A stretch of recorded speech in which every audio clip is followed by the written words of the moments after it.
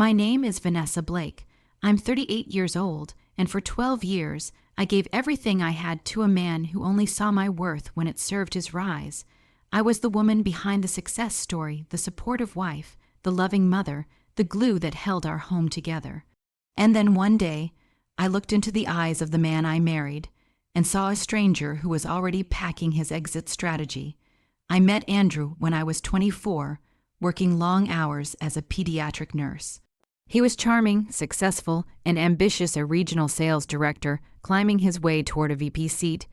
He called me his angel, always saying how lucky he was to have someone who understood his dreams. When he proposed 2 years later, I said yes with tears in my eyes, never imagining that the same man who made me feel so cherished would one day treat me like an unpaid servant. The early years of our marriage were beautiful chaos. We bought a modest house, had 2 children, and I shifted into part-time nursing so I could be home more. Andrew's career kept climbing promotions, travel, bonuses, and I became the household anchor. I did it gladly, every dinner made, every school recital attended, every promotion celebrated with a party I planned by myself. I was proud of him, and I told myself he was proud of me too, but slowly, things began to shift. It started subtly, Andrew working later, distracted during family dinners, checking out emotionally. When I asked him what was wrong, he'd say, "I'm just tired, Vanessa. You wouldn't understand." I brushed it off. After all, he was providing for us, and I believed in showing gratitude instead of making demands. That's how I'd been raised, to be supportive, to keep the peace. Then the changes became impossible to ignore. He'd snap at me for forgetting to wash a shirt he wanted. He'd criticize the way I parented, the way I dressed, even the food I cooked. He stopped thanking me. He stopped noticing me. I became invisible in my own marriage, a ghost who folded laundry and refilled the fridge. One night after he returned from yet another conference, I asked him why he barely touched me anymore. He didn't even look up from his phone. He just said, "We're not kids anymore, Vanessa. Things change." No apology. No explanation. Just that dismissive tone, like I was being ridiculous for wanting intimacy with my own husband. I cried that night, not because of what he said, but because of what I knew deep down. I wasn't his partner anymore. I was his employee. No, worse, employees get paid. I was the one doing all the work, and he was cashing every benefit while treating me like I'd overstayed my welcome. But I kept hoping it was a phase. Hoping that if I cooked a little more, smiled a little harder, lost a few pounds, he might come back to me. Then came the day that shattered everything. It was a Saturday morning. The kids were at my mom's, and Andrew was at the gym, or so he said. I was cleaning his office when I knocked a folder off his desk. Papers spilled out. Most were just boring financial statements, but one thin envelope stuck out. My name was printed on the tab. I opened it. Divorce papers, not a draft, not a thought. Official documents filed, signed, stamped with a proposed settlement that offered me almost nothing. No spousal support, no share of his growing investment accounts. He offered joint custody, but proposed that the children live primarily with him, citing my lack of income and household stability. My blood ran cold. I sat there staring at the papers, my hands shaking. I wasn't crying. I wasn't even surprised, not really. A part of me had known for months that he was slipping away, but seeing it spelled out in legal terms, seeing how calculated it all was, like I was just another asset to be discarded that did something to me. And here's the part that still makes my jaw clench. He hadn't even told me. He planned to serve me these papers without warning. No conversation, no explanation, just a legal ambush that would strip me of everything I'd helped him build. That was the moment everything inside me changed. I stood up, carefully placed the envelope back where I found it, and walked out of the office with one thought repeating in my head. You picked the wrong woman to underestimate. He thought I'd crumble. He thought I'd fall apart. He thought he'd serve me papers and I'd go quietly, too stunned or too heartbroken to fight. But I didn't. I didn't scream. I didn't confront him. I didn't tip my hand at all. Because if he wanted a war, he was about to get one. Only I wasn't going to fight it the way he expected. I wasn't going to cry and beg and fall into the dirt. I was going to rise. That night, I didn't sleep. I sat at the kitchen table with a notebook, mapping out my next moves. I wasn't just fighting for money.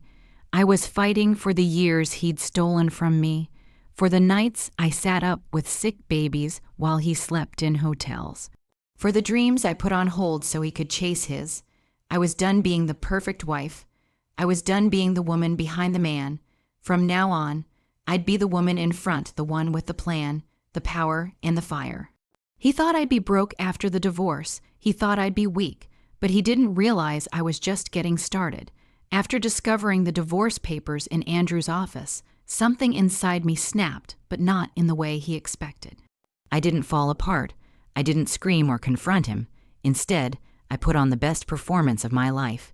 He had no idea that the quiet woman serving his breakfast the next morning was already building her battle plan. I made him his favorite omelet. I kissed him goodbye like nothing was wrong. I even smiled when he said, "Don't forget to grab the dry cleaning." That line burned in my chest. He was still giving me commands, still treating me like an assistant, while secretly plotting to erase me from his life like I was a line item on a spreadsheet. But I had the one thing he didn't, a head start. He thought he would serve me with papers when it suited him, maybe during one of his business trips, when I'd be too distracted to react. He thought the shock would paralyze me long enough for him to win everything, the house, the kids, the money. He thought I was too soft, too simple, too domesticated to fight back. He forgot who I was before I became his wife. Before the sleepless nights and soccer practices and forgotten anniversaries, I was a damn good nurse. I was sharp, organized, and relentless when someone I loved was in danger, and now that someone was me. That night, I pulled out my old laptop, the one Andrew didn't know I still used. I made a list of every shared account, every recurring expense, every login I could remember. Our mortgage, his car lease, the brokerage accounts, his Roth IRA. I stayed up until 3 a.m., piecing together the empire we'd built and what parts he thought he could quietly walk away with. In the days that followed, I pretended nothing was wrong. I packed the kids' lunches. I folded his laundry. I listened while he complained about work or told me how exhausted he was from carrying the whole family. I bit my tongue so hard some nights I tasted blood. But every free moment I was learning, researching, reading about divorce law, community property, hidden assets. I joined forums under a fake name. I found blog posts written by women who'd survived financial betrayal. I learned the language cue, DRO's, equitable distribution, forensic accountants, words I'd never needed before suddenly became weapons in my mind. I knew I needed legal help, someone who'd go to war for me, not just shuffle papers. I didn't want a generic family attorney. I wanted a shark, so I asked around discreetly. A friend of a friend recommended a woman named Madeline Russo, a high-powered divorce lawyer with a reputation for dismantling men like Andrew with surgical precision. I scheduled a consultation without telling anyone, not even my sister. The day I met Madeline, I brought a binder, bank statements, screenshots of Andrew's emails, his travel calendar, a copy of the divorce petition he didn't know I'd found. She skimmed it, then looked at me over her glasses and said, "He has no idea what's coming, does he?" I smiled for the first time in weeks. "No," I said, "and I intend to keep it that way." That was our strategy from the start. Let him believe I knew nothing. Let him walk around with that smug little smirk, thinking he was in control. Let him underestimate me, because the lower he aimed, the harder the fall would hit. We began building my defense quietly. Madeline filed a confidential notice of appearance in the divorce case, which meant that while Andrew believed everything was proceeding as planned, the court already knew I had counsel. She instructed me not to touch any joint, as it's no transferring funds, no strange withdrawals. She said, "We want to be the clean hands in this. He's the one who's going to look dirty." I played my part perfectly. I baked cookies with the kids. I laughed at Andrew's awful jokes. I even massaged his shoulders when he complained about his back stress. Meanwhile, I kept watching him, noting every late night, every financial transaction, every time he slipped and mentioned something I knew he hadn't told me about. One night, while folding laundry, I found a receipt from a jewelry store in his jacket pocket. He hadn't bought me anything in over 5 years. I looked it up $1 for, too. 100 necklace, not for me. That was my confirmation. He wasn't just leaving me, he was replacing me. And yet, I didn't confront him. Not yet, because by then, I understood the power of silence. Every extra day he thought I was blind was another day I could gather strength, collect proof, and position myself to win. Madeline coached me on what to look for: shell accounts, underreported bonuses, any signs he'd moved money into places I couldn't access. Men like this, she said, always assume they're the smartest person in the room. Make him believe it until it costs him everything. I remember the moment that sealed my resolve. I overheard Andrew on the phone. He thought I was upstairs talking to someone named Marissa. He said, "Yeah, she's still clueless. It's almost too easy. Too easy." I stood in the hallway, gripping the stair rail so tightly my knuckles turned white. He was talking about me like I was some obstacle to be cleared, like I wasn't the woman who'd raised his children and stood by him through every failure and success. That was the night I decided I wasn't just going to survive this divorce. I was going to make it the biggest mistake of his life. I had my army. Her name was Madeline Russo, and the only thing sharper than her stilettos was her cross-examination technique. She wasn't just a divorce lawyer, she was the nightmare men like Andrew had when they thought they could walk away with everything and leave their wives with dust. I didn't just hire a lawyer, I hired the end of his delusion. But to make her power truly work, I had to play a role. I was sick of the quiet, clueless wife. Only this time it wasn't submission, it was strategy. Every morning I made him breakfast like nothing was wrong. Every night I kissed him like I didn't know he was cheating. And every moment in between, I gathered information like I was preparing for trial, because I was.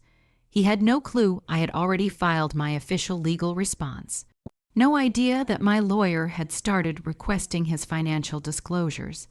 He still thought he'd be serving me soon papers I had already photocopied and handed over to Madeline in a neat folder. I let him walk around the house like a king, unaware he was stepping on a chessboard where every piece was rigged to trap him. His arrogance made it easy. One evening, I asked him about a bonus he had mentioned a few months back, just to see what he'd say. He looked me dead in the eye and said, "What bonus?" I smiled sweetly.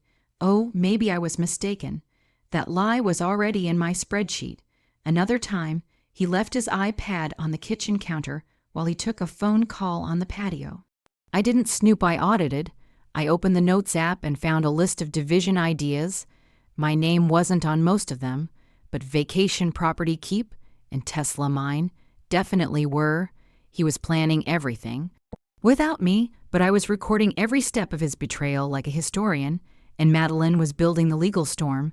She taught me what to document and how, every text message, every Venmo transaction, every new business expense that didn't smell right. She had a forensic accountant on standby, ready to dissect every dollar Andrew tried to move behind my back. I gave her receipts, credit card statements, and copies of emails he assumed I never saw.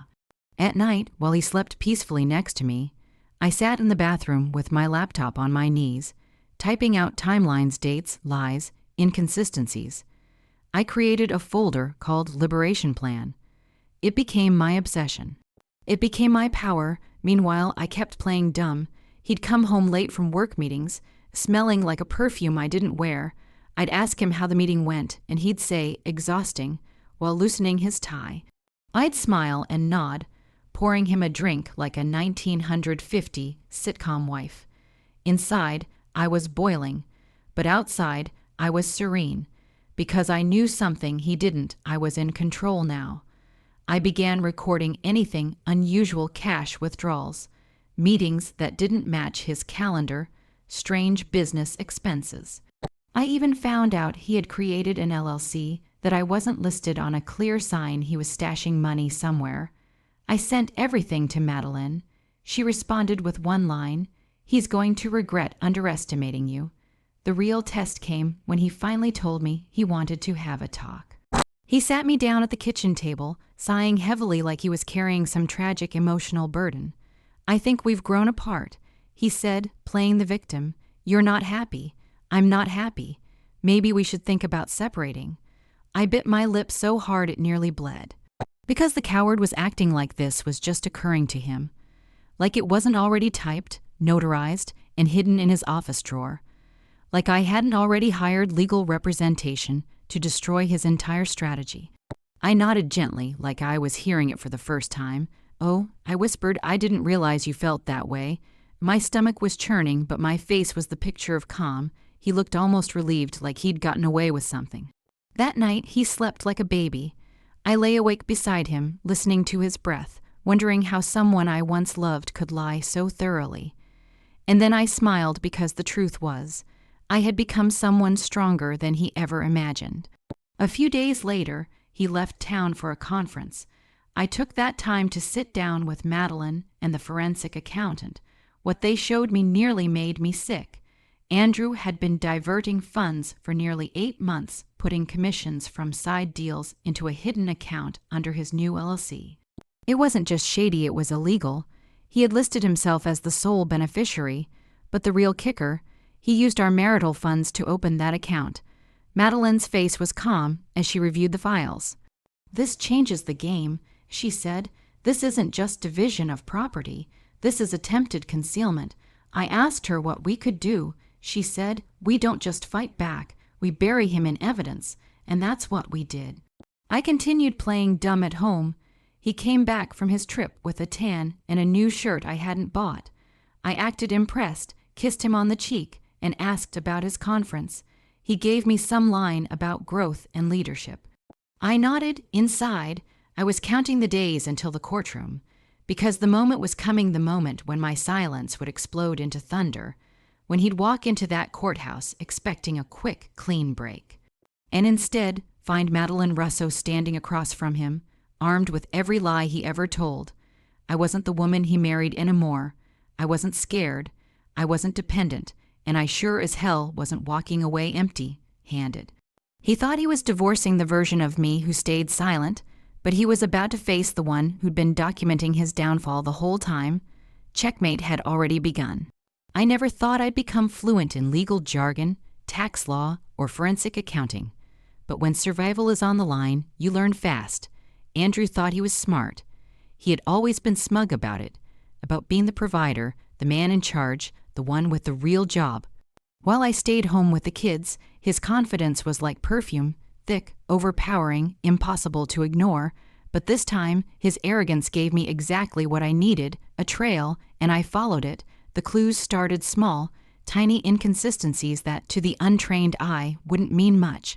A bonus that never showed up in our joint account. A mysterious $2,000 cash withdrawal he claimed was for a golf trip, but no trip ever happened. Then came the sudden uptick in business dinners and client gifts, all while he told me money was tight and we needed to restructure. The kids' expenses, he said it with such authority I almost believed him. Almost, but I had help. My lawyer, Madeline Russo, had connected me with a financial investigator named Conrad. If Madeline was the sword, Conrad was the scalpel. Quiet, methodical, and obsessed with numbers. He didn't talk much, but when he handed me his first report, his eyes said everything. "You were right," he said, sliding the file across the table. "He's been hiding income for months, and he's not even doing a good job covering it up." Inside the folder were documents that chilled my blood. Wire transfers to a private account I didn't recognize. Payments made to a shell company that had no website, no business license, no employees. It was nothing more than a name, Blue Creek Consulting LLC, a name he created, a company that existed solely to drain money from our marriage before the divorce was finalized. He thought I wouldn't notice. He thought I wouldn't understand, but he forgot something important. Before I was a stay-at-home mom, I worked in admin for a financial firm, and I remembered enough to blow his scheme wide open. Blue Creek Consulting had been paid over $50,000 in the past 5 months. From where his employer, the bonuses that were rightfully considered marital assets were being redirected to this fake business account so he could argue they weren't part of our shared income. I asked Conrad if that was illegal. He nodded very. What Andrew didn't realize was that hiding assets in a divorce isn't just shady, it's criminal, and in our state, it can lead to massive penalties in court. I didn't just want that money back. I wanted him exposed, so I began assembling the pieces like a puzzle. Emails from his work accounts mentioning the consulting arrangement. Screenshots of calendar, invites to meetings with the Blue Creek alias. Bank statements showing withdrawals from the fake LLC funneled into a personal credit union account he opened without telling me. I confronted no one, not him, not his assistant, not his boss. I simply built the case. Piece by ugly piece, Madeline's eyes lit up when she saw the final packet I delivered. This isn't just hiding money, she said. This is premeditated fraud. If the judge sees this the way I do, we'll bury him in court. I should have felt vindicated.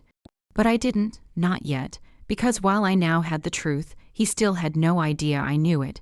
He was still playing the role of the generous soon-to-be ex-husband, still offering me reasonable settlements. That involved me walking away with nothing but a car and a tiny rental allowance until I got back on my feet. He even offered to pay for a career coach to help me reintegrate into the workforce. As if I hadn't been doing the most demanding job in the world for over a decade. As if I was some helpless stray, he was graciously letting go. It took every ounce of strength not to slam the evidence on the kitchen table and scream, "I know what you did." But I couldn't afford a premature outburst. Timing mattered, court mattered, the reveal had to be perfect. In the meantime, I kept playing my parts, smiling when he walked in, pretending to consider his offers, nodding politely when he spoke about moving forward with dignity. He was so full of himself, he didn't notice the steel building behind my eyes. Then, just a week before the court date, I found the final nail in the coffin.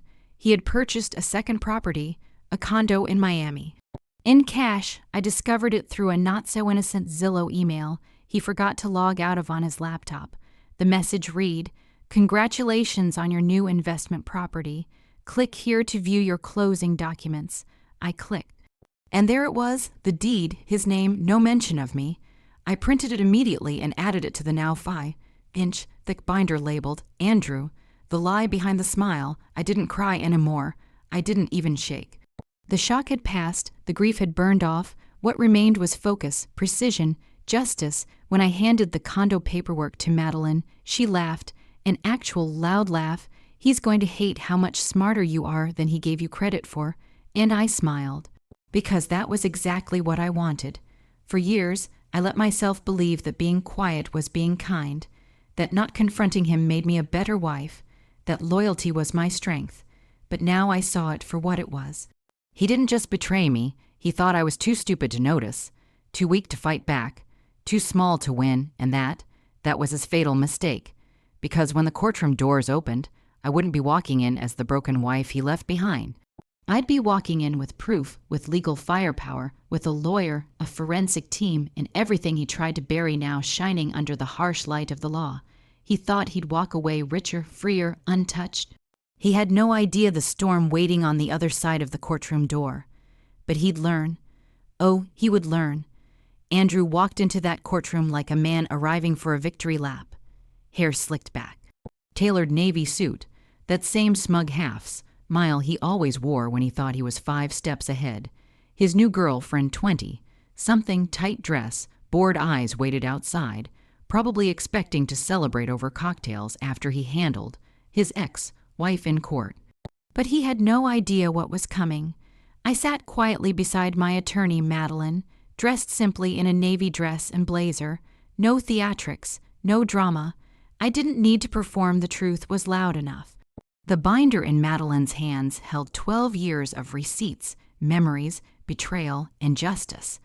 I didn't look at Andrew. I didn't give him the satisfaction, but I could feel his stare, the way he expected me to look small, broken, desperate. Let him think that. Let him think I was still the wife who stayed silent. Court began like any other procedural.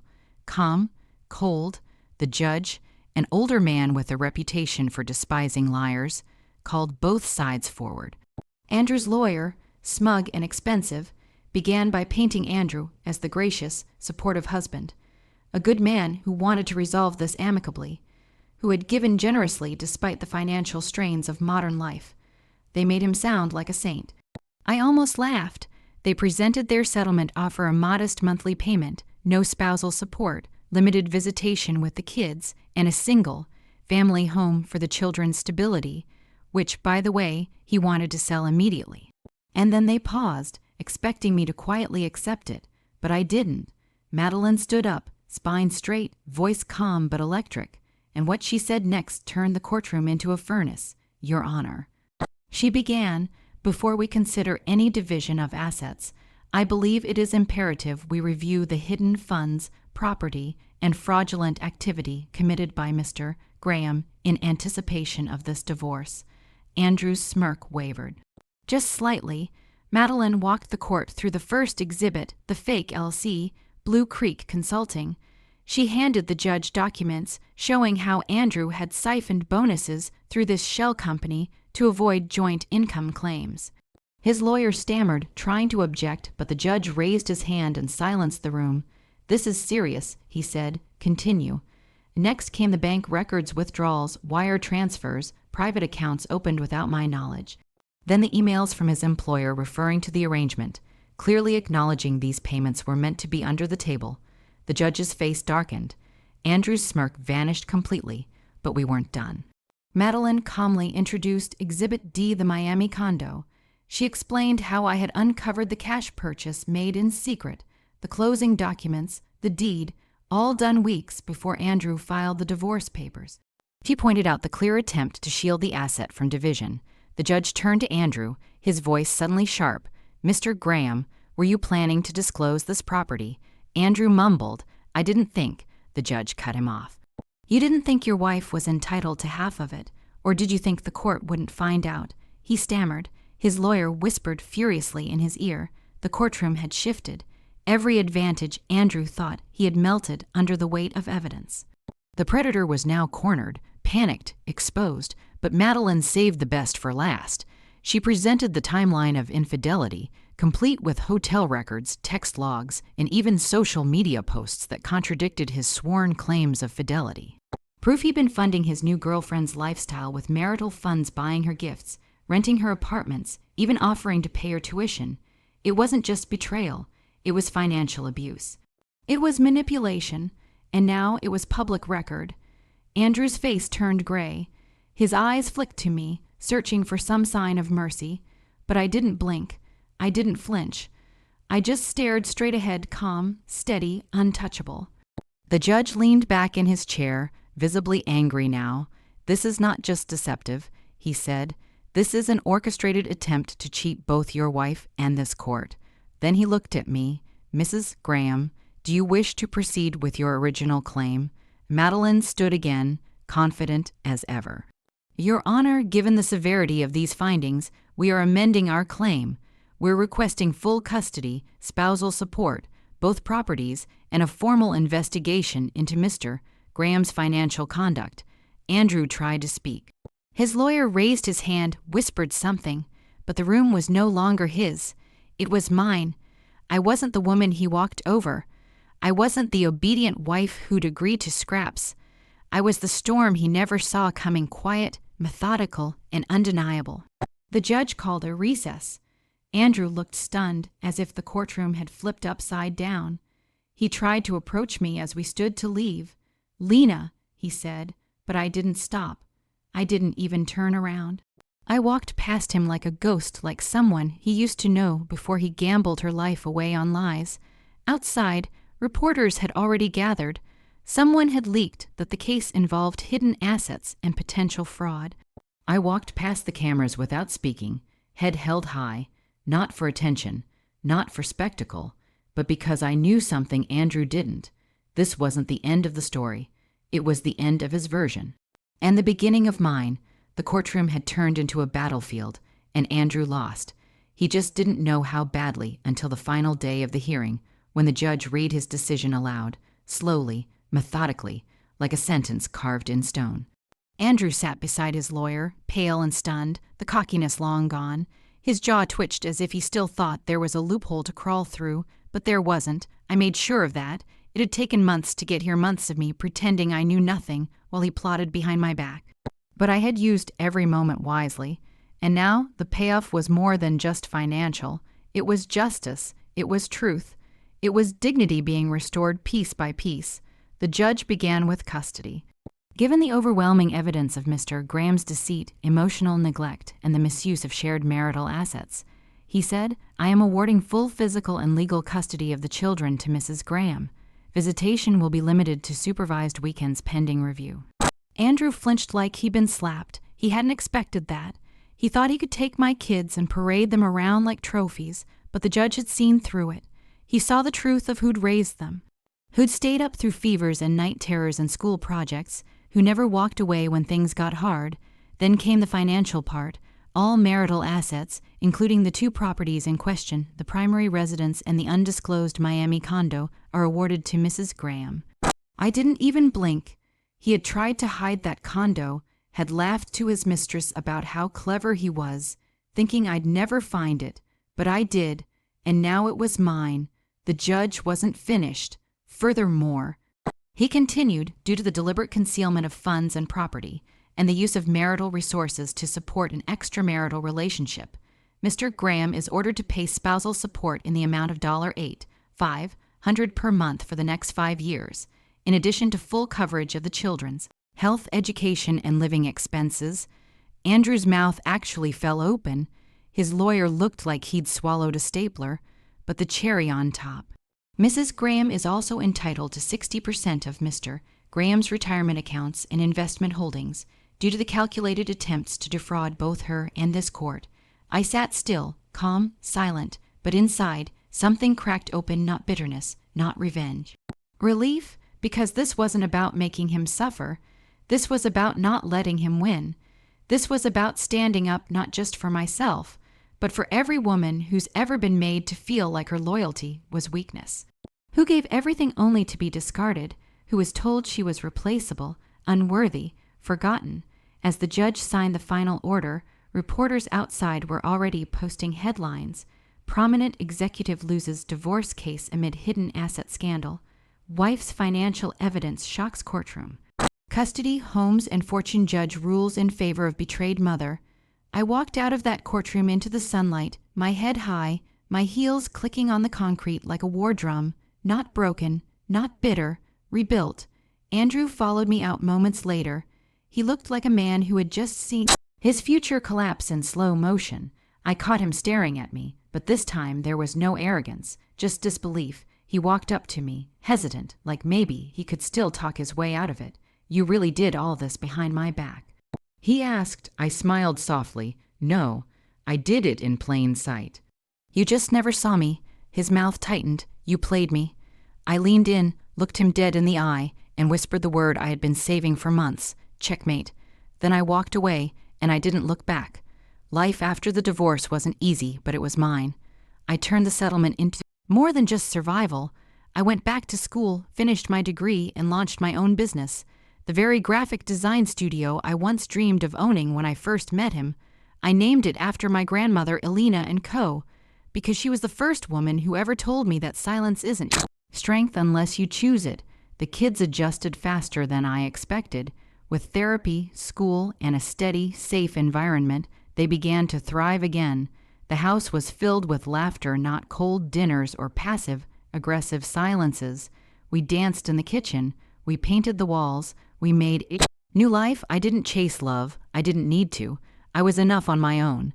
But when it came, years later, it came in the form of someone who saw me fully not as a woman to be fixed or quieted, but as someone whose strength was never a threat, just a truth. And yes, Andrew tried to come back. Months later, emails, messages, late night apologies masked as just checking in.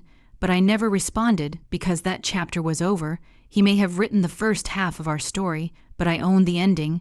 I wasn't the woman he walked over. I was the one who walked away, stronger, smarter, unafraid. And when I think back on it all, the betrayal, the lies, the plan he thought he executed perfectly, I don't feel anger anymore. I feel gratitude, because without his betrayal, I might have stayed small, silent, unseen, but instead, I stood up, I fought back, and I won.